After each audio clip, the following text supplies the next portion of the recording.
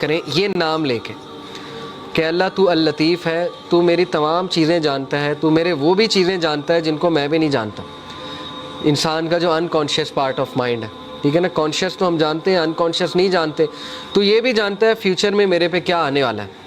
تو اللہ نے ایسی ایسی دعائیں ایسے ہی نہیں بتائیں، ربنا ولا تحملنا ما لا طاقت لنا بہ، اللہ ہم پہ وہ بوجھ نہ ڈالیں جو ہم بیئر ہی نہیں کر سکتے. یہ کیوں بتائی ہیں؟ کیونکہ اللہ کو پتہ ہے، ٹھیک ہے نا. تو یہ نام لے کے یہ ثابت ہے حدیث سے کہ اللہ کو واسطہ جو ہے نا وہ کسی ولی یا نبی کا نہیں دیا جاتا ہے، حدیث سے ثابت نہیں ہے. یہ ہمارے کلچر میں ایک بات بڑی ہے نا کہ واسطہ دیتے ہیں، وہ کسی ولی کا واسطہ دیتے ہیں. یہ حدیث آپ دیکھ لیں دعائیں نبیوں کی، کبھی اللہ کو واسطہ کس چیز کا دیا؟ یا نیک اعمال کا اپنے، یا جو اپنے نام اللہ کے ناموں کا واسطہ دیا. تو اللہ کو نمبر 1 اپنے نیک اعمال کا واسطہ دے سکتے ہیں. جیسے وہ واقعہ ہے کہ 3 لوگ غار میں تھے اور پتھر سامنے آ گیا، سٹک ہو گئے، نکلنے کا چانس ہی کوئی نہیں، تو اللہ نے پتھر ہٹا دیا. لیکن یہ کہ تینوں نے اپنے نیک عمل کا، ایک نے کہا اللہ میرے ماں باپ سو گئے تھے، میں دودھ کا گلاس لے کے کھڑا رہا تجھے راضی کرنے کے لیے کہ اٹھیں گے تو میں پلا دوں گا، تو میں ساری رات کھڑا رہا، اگر تجھے یہ عمل پسند آیا تو اس کو پیچھے ہٹا دے. اللہ نے پیچھے ہٹا دیا تھوڑا سا. دوسرے نے کہا اللہ مجھے دعوت گناہ، میں گناہ کرنا چاہتا تھا، لیکن اس عورت نے جب میں انٹر ہونے لگا تو اس نے کہا اتق اللہ، اللہ سے ڈر جا. تو میں اس وقت، اس مومنٹ پہ، اب یہ دیکھیں کتنی امید ہے اس کے پیچھے، اس شخص کے لیے جو گناہوں میں ڈوبا ہوا ہے. ایک شخص یہاں تک پہنچ گیا تو اس کا مطلب پیچھے سے گناہ کرتا آ رہا تھا نا، ایک دم تو نہیں بندہ یہاں پہ پہنچ جاتا زنا کرنے. اس کا مطلب اس کی پیچھے سے گناہ گار لائف چلی آ رہی، اس کو تھاٹس آتے ہوں گے، پتہ نہیں اس لیول پہ وہ آیا کیسے. لیکن جب وہ ایکسٹریم کرنے لگا، زنا کرنے لگا، تو اس عورت نے اسے یاد دلا دیا کہ اللہ سے ڈر جا. تو اس نے کہا میں ڈر گیا اللہ. اب اللہ کو یہ عمل کتنا پسند آیا. حالانکہ کوئی کہہ سکتا ہے کہ یار وہ تو پہلے سے گناہ کرتا آ رہا ہے، یہ کیا بڑی بات ہے، پیچھے ہٹ گیا. نہیں، اللہ کو یہی تو پسند آیا ہے کہ وہ میرے ڈر سے پیچھے ہٹ گیا. تو اللہ از آل اپریشیٹو، اللہ اپریشیٹ کرتا ہے. اللہ نے پتھر ہٹا دیا. تیسرے نے کہا اللہ میں نے جو ہے وہ کسی نے میرے پاس بکریاں رکھوائی تھیں، اور وہ یہ کہ اس کے بکریوں کے بچے ہو گئے، تو اس سے میں نے کچھ پروفٹ کما لیا. جب وہ واپس آیا میں نے اسے بکریاں بھی دی اور وہ پروفٹ بھی دیا. یعنی اس لیول کی آنیسٹی. تو اللہ اگر تجھے یہ پسند آیا ہے، تیرے لیے کیا تھا اور تجھے راضی کرنے کے لیے، تو پتھر مکمل ہٹ گیا. تو یہاں سے ثابت ہوتا ہے کہ اپنا وہ عمل آپ نوٹ کریں جو آپ نے خالص اللہ کے لیے کیا ہے. اس سے یہ بھی ثابت ہوتا ہے کہ اچھا ہے کہ آپ نا ہر عمل پیور اللہ کی رضا کے لیے کیا کریں، کیونکہ مصیبتوں میں وہ چیز کام آئے گی. ٹھیک ہے نا، جب آپ پہ مشکل وقت آئیں گے تو آپ وہ کوٹ کر سکتے ہیں. اس میں کوئی پرائیڈ نہیں ہے کوٹ کرنے میں، بلکہ یہ تو اچھی بات ہے کہ اب آپ اپنا ہر عمل میک شور کریں گے کہ وہ اللہ کی رضا کے لیے ہو، خالصتاً میں اللہ کو راضی کرنے کے لیے کروں. ٹھیک ہے نا، تو اس کو ریوائز کرتے رہیں. اور یہ کہ اللہ کے ایٹریبیوٹ سے اسے پکارا جا سکتا ہے، اللہ کو اس کے ناموں کا واسطہ دیا جا سکتا ہے. ٹھیک ہے نا، کہ اے اللہ تو الخبیر ہے، تو اللطیف ہے، اے اللہ تو الجبار ہے، اے اللہ تو الرحمن ہے، الرحیم ہے، وغیرہ وغیرہ. تو الفتاح ہے. الفتاح کون ہوتا ہے؟ کھولنے والا، راستے کھولنے والا. جب سارے راستے بند ہیں تو اللہ الفتاح ہے. تو یہ ہے اصل میں دعا کرنے کا طریقہ اور دعا کرنے کا ادب. تو اللطیف پہ میں چاہ رہا تھا آپ لوگوں سے بہت ڈیٹیل میں جو ہے وہ بات کروں.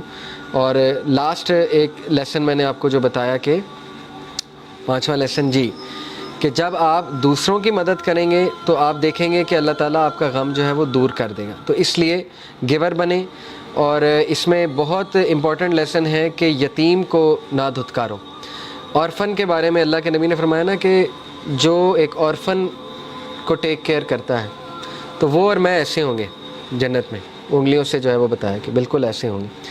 تو اس کے بارے میں ایک عالم سے میں سن رہا تھا، انہوں نے کہا کہ اورفن کی ٹیک کیئر کا یہ مطلب نہیں کہ اسے منتھلی اسپانسر کر دیا.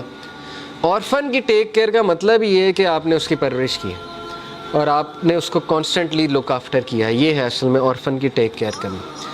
تو بہرحال سورہ ضحیٰ از یور اینٹیڈوٹ. جب بھی آپ ڈاؤن ہو سورہ ضحیٰ پہ غور کریں. اور یہ جو آیا ہے سب سے زیادہ ہوپ فل ہے، وَلَسَوْفَ يُؤْتِيكَ رَبُّكَ فَتَرْضَىٰ. جلد تیرا رب تجھے دے گا اور تو راضی ہو جائے گا اور تو غمگین نہیں ہوگا. لیکن اس میں کی پوائنٹ پتہ ہے کیا ہے؟ کہ اللہ سے امید لگانی ہے، انسانوں سے نہیں. بیچ میں کوئی پھر وہ شرک نہیں ہونا چاہیے، بیچ میں نہیں کوئی ہونا چاہیے اینٹی. ساری کی ساری امید اللہ تعالیٰ سے ہے. پھر آپ دیکھیں اللہ تعالیٰ جلد آپ کو ایسی چیز دے دے گا کہ آپ کا غم اللہ ہلکا کر دے گا. باقی آسانی کی دعا مانگنی چاہیے. دیکھیں حضرت یعقوب تو کہتے ہیں نا اللہ تعالیٰ کہ وہ رو رو کے اندھے ہو گئے، یعنی حزن میں تھے، وہ کانسٹنٹ سٹیٹ آف غم میں تھے.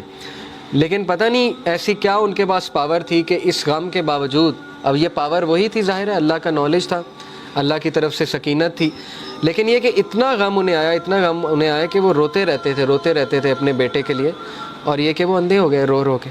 لیکن پھر اللہ نے ریلیف بھی دیا، بینائی واپس کی کہ نہیں کی، اور وہ کرنے کا طریقہ بھی متعین تھا پہلے سے۔ کبھی آپ نے اپنی زندگی میں یہ فیل کیا ہے کہ آپ کچھ ایسا عمل کر رہے تھے جو اللہ کو ناپسند تھا، اور پھر پتہ نہیں کچھ ایسا ہوا کہ آپ کے دل میں نفرت آ گئی اس عمل کے حوالے سے، اور آپ اس عمل سے دور ہوتے گئے، یا آپ پہ کوئی ایسا ٹیسٹ اور ٹرائل آ گیا کہ اس ٹیسٹ اور ٹرائل کی وجہ سے آپ نے وہ عمل چھوڑ دیا، آپ سیدھے ہو گئے۔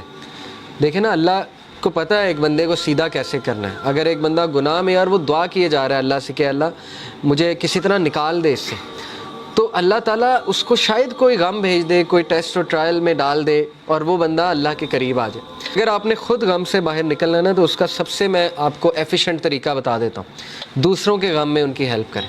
آپ دیکھیں گے آپ اپنے غم سے باہر آ جائیں گے۔ جب آپ لوگوں کے غم آپ کے سامنے کھلیں گے نا، آپ اللہ کا شکر کریں گے کہ اللہ تعالیٰ نے آپ کو کتنی زیادہ نعمتیں دی ہوئی ہیں۔ تو اپنی نعمتوں پہ بھی انسان کو نظر رکھنی چاہیے۔ تو بہرحال be gentle and kind to others, دوسروں کی مدد کریں، ان کے ساتھ جینٹل ہو جائیں، ان کی بس ایسے جاتے جاتے مدد کر دی، انہیں پتہ بھی نہ لگا ان کی مدد کر دی۔ اللطیف تو وہ ہوتا ہے نا جو پتہ بھی نہیں لگنے دیتا ہے، تو اللہ کو راضی کرنے کے لیے کسی کی مدد کر دی جاتے جاتے، پتہ بھی نہ لگا، ٹھیک ہے نا۔ اور یہ بھی بات یاد رکھیں کہ بڑی خوبصورت ایک مثال ہے نا کہ لاسٹ کلاس میں نے دی تھی، کسی نے پوچھا کہ اللہ تعالیٰ کو کیوں نہیں ترس آتا کسی بندے پہ جو بہت زیادہ مشکلات میں، جیسے کسی نے مثال دی کہ شام میں ایک ماں تھی، اس کے 4 بچے تھے، اس کے گھر پہ بم گرا تو چاروں بچے فوت ہو گئے۔ تو اب وہ ماں اتنی پین میں ہے، اس کے پاس ہے ہی کچھ نہیں، اس کا شوہر بھی مارا گیا، وہ بیوہ بھی ہو گئی، بچے بھی مارے گیا، وہ کرے کیا؟ تو وہ کتنے غم میں اس ٹائم پہ، کیوں اللہ تعالیٰ کو اس پہ ترس نہیں آ رہا؟ کسی نے سوال پوچھا تو ہمارے ایک بھائی ماشاءاللہ انہوں نے بڑا اچھا جواب دیا۔ انہوں نے کہا کہ دیکھیں، اللہ تعالیٰ کو، آپ کو نظر آ رہا ہے وہ عورت غم میں ہے، اللہ تعالیٰ کو وہ عورت جنت میں اپنے بچوں کے ساتھ کھیلتی نظر آ رہی ہے۔ اللہ تعالیٰ جو ہے اس کو فیوچر پتہ ہے، اللہ تعالیٰ اللطیف ہے، ٹھیک ہے نا۔ اللہ تعالیٰ کو پتہ ہے کہ یہ ہوا ہے، لیکن یہ جو صبر کرے گی اس کے بدلے اس کا مقام کیا ہے؟ ہمیشہ کی زندگی، اور وہاں پہ اپنے بچوں کے ساتھ کھیل رہی ہے۔ تو ہو نوز، ٹھیک ہے نا۔ اس لیے یہ کہ اللہ تعالیٰ پہ ٹرسٹ کریں اور اللہ تعالیٰ کے بارے میں کبھی نیگیٹو نہ ہو۔ اور آج کا ٹیک اوے تھا اللطیف،